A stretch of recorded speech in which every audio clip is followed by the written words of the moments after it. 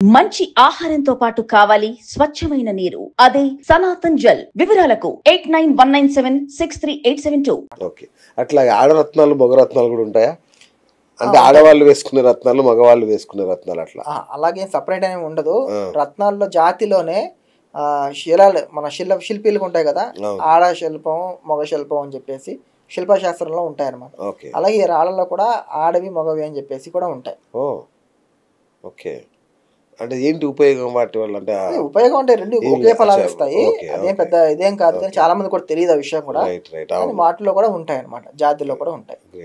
అట్లాగే ఏ వయసు నుంచి చేసుకోవాలి? చిన్న పిల్లలు ఈ రాళ్ళు వేసుకోవచ్చా, ఈ రత్నాలు? చిన్న పిల్లలు అంటే వాళ్ళకి జవాబుదారీ తెలియకుండా రాళ్ళు వేయడం వల్ల వాటిని బాగొట్టుకునే అవకాశం అనేది ఎక్కువ ఉంటుంది అనేది ఒకటైతే, ఇంకోటి వాళ్ళకి 8 సంవత్సరాలు వచ్చేంత వరకు ఎటువంటి గ్రహాలు కూడా ఎటువంటి ఫలితాలని ఇవ్వవు. ఎటువంటి ఎక్కువ వాటి మీద ఎఫెక్ట్ ఉండవు అని చెప్పేసి 8 సంవత్సరాల పిల్లలు దేవుడితో సమానం చెప్పడం వల్ల, అలాగే ఒక ముని శాపం ఉండడం వల్ల కూడా ఆ 8 వయసులో ఉన్న పిల్లలు చేసే పాప పుణ్యాలన్నీ కూడా తల్లిదండ్రులకు వెళ్తాయి. అందువల్ల పిల్లలకి అవసరం లేదు.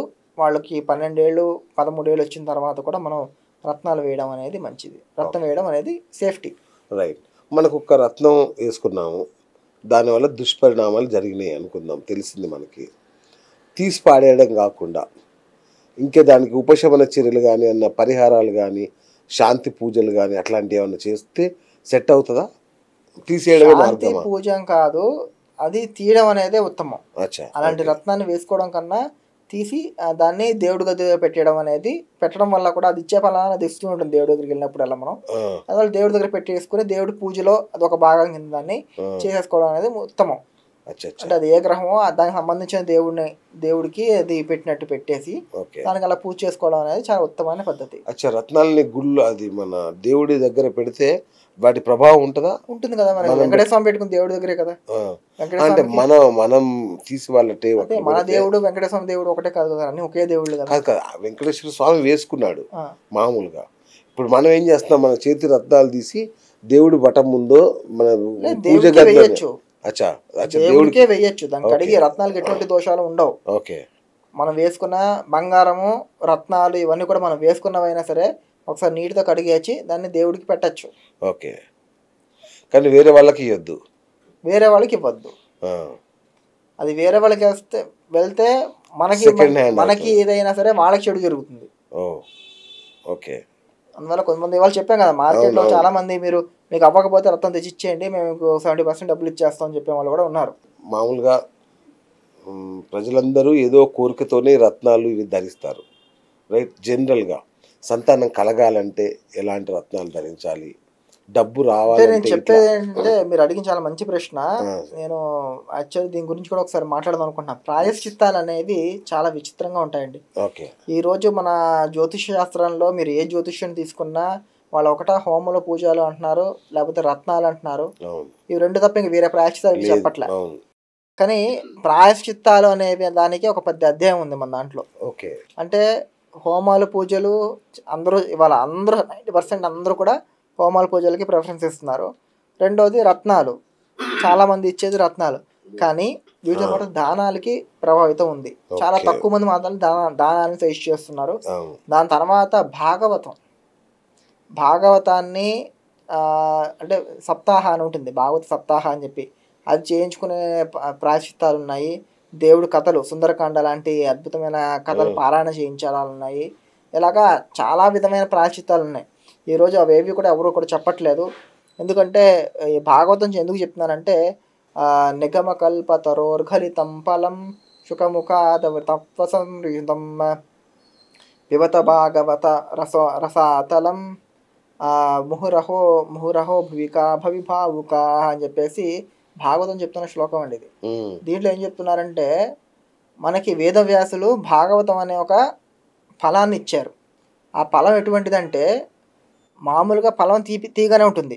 ఫలం అంటే పళ్ళు ఎంత ఫుల్ ఫలం అయిందంటే తీయగానే ఉంటుంది. దాన్ని చిలక కరిగితే ఇంకా తీయగా ఉంటుంది. అది తొక్క తీసి దాని గుజ్జు మాత్రం నోట్లో పెడితే ఇంకా ఈజీగా తినచ్చు. అలాంటిది భాగవతం అని చెప్తున్నారు. ఇక్కడ శుక అంటే శుకాచార్యులు. శుక అంటే చిలక అని అర్థం ఉంది, శుకాచార్యులు అని కూడా అర్థం ఉంది అనమాట.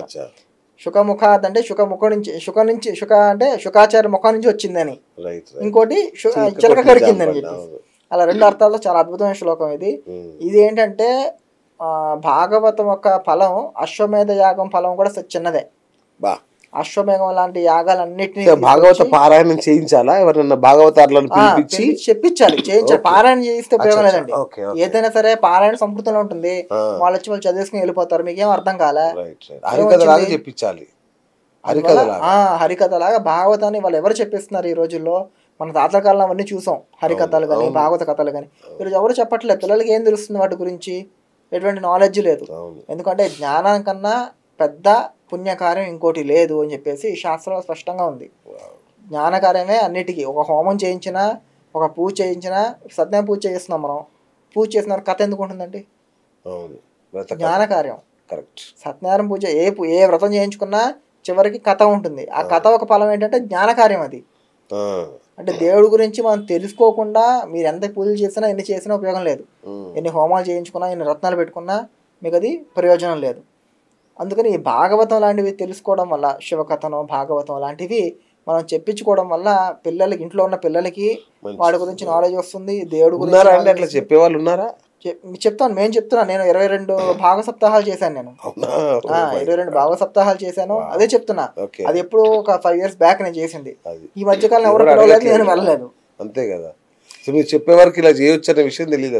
ఇది ఎందుకంటే మనకి పితృశాపం ఉన్న వాళ్ళకి, అలాంటి వాళ్ళకి భాగవతం చాలా ఉపయోగపడుతుంది. కథల్లో ఉంది, భాగవత కథల్లోనే పెళ్లి అవ్వని వాళ్ళకి పెళ్లి అవుతుంది భాగవతం అంటే. ఎందుకంటే వాళ్ళ పాపాలన్నీ కూడా నాశనం అయిపోతాయని చెప్పేసి చెప్తున్నారు చెప్పేటప్పుడు. మీకు ఇంకా బ్రహ్మదేవుడు అన్ని దేవతల్ని పిలిచి అన్ని హోమాలు, వ్రతాలు అన్నిటిని తీసుకెళ్ళి ఒక తకడిలో, అంటే ఒక దీంట్లో వేసి, అంటే ఒక తకడిలో వేసి ఇంకో పక్కన భాగవతం పెడితే భాగవతం బరువు తూగుతుంది. ఇవన్నీ కూడా బరువు తూకవు. అంత అద్భుతమైంది భాగవతం. అలాగా అనేక, ఇప్పుడు మీరు చెప్పినట్టు ఆ రత్నం వేసుకోకపోతే ప్రాయశ్చిత్తంగా ఏం చేసుకోవచ్చు అంటే భాగవత కథ వినడమే దాని ప్రాయశ్చిత్తం. ఎందుకంటే జ్ఞానంతోనే మనం ఏ పాపాలనేది, మనం చేసిన తప్పుల్ని మనం సరి చేసుకోవాలంటే జ్ఞానం కావాలి. అందువల్ల అలాంటి ప్రాయశ్చిత్తాలను ఈరోజు మన జ్యోతిష్య వాళ్ళు కూడా చాలా మంది చెప్తే దానివల్ల జనాలకు కూడా మంచి జరుగుతుందని చెప్పేసి నేను కోరుకుంటున్నాను. సూపర్ అండి, మంచి మాట. ఇంకోటి గురుగారు, రత్నాల విషయంలో ఇంకొక 2 విన్నాను నేను. శుద్ధి చేయడం, ప్రాపర్గా శుద్ధి చేసిన రత్నాలే ఉపయోగపడతాయి అనేది ఒకటైతే, కటింగ్ కూడా, రత్నాల కటింగ్ కూడా దాని ప్రభావాన్ని తగ్గించడం, పెంచడంలో ఉంటుంది. కాబట్టి వీటిని ఎంచుకోవడంలో జాగ్రత్తలు తీసుకోవాలంటారు. ఎట్లాంటి జాగ్రత్తలు అంటే, ఇప్పుడు ఫర్ ఎగ్జాంపుల్ వజ్రం ఉంది. వజ్రం అనేది నేను ఇందాక చెప్పినట్టు వీటిలోంచి వస్తుంది, ఇది లాభాల నుంచి వస్తుంది. లాభాలు వచ్చినప్పుడు దాంట్లో బూడిది కూడా ఉంటుంది. ఆ వజ్రంలో తయారయ్యేటప్పుడు బూడిది ఒక బూడిది వచ్చి దాంట్లో పడితే అది దాంట్లో స్పాట్ ఏర్పడుతుంది. డైమండ్లో ఒక చివరో లేకపోతే మధ్యలోనే కూడా స్పాట్ ఏర్పడుతుంది. మోసాలు ఇదొక మోసం. ఏంటంటే ఈ స్పాట్ పైన డైమండ్ నిజమైన వజ్ర వ్యాపారి ఎవడో కొనడు. ఎందుకంటే దోషం ఉంది దాంట్లో అని చెప్పేసి దాన్ని ఎవరు కొనకపోయేసరికి వీళ్ళు ఏం చేస్తారంటే బంగారం పెట్టేసి దాంట్లో, ఇప్పుడు వజ్రానికి చుట్టుపక్కల ఎక్కడో చిన్న స్పాట్ వచ్చి పడింది, దానికి బంగారం పెట్టేసి దాన్ని మూసేస్తారు. అప్పుడు ల్యాబ్ వాడు కూడా కనిపించదు. అయ్యో, ఓపెన్ చేసి చూడాడు. ఇక ల్యాబ్ వాడు బంగారం పెట్టిన తర్వాత ఓపెన్ ఎందుకు చేస్తాడు? హెయిర్ రింగ్స్ కానీ లేకపోతే నెక్లెస్లో కానీ దాన్ని పెట్టి క్లోజ్ చేసేస్తే బంగారంతో అది కనిపించదు.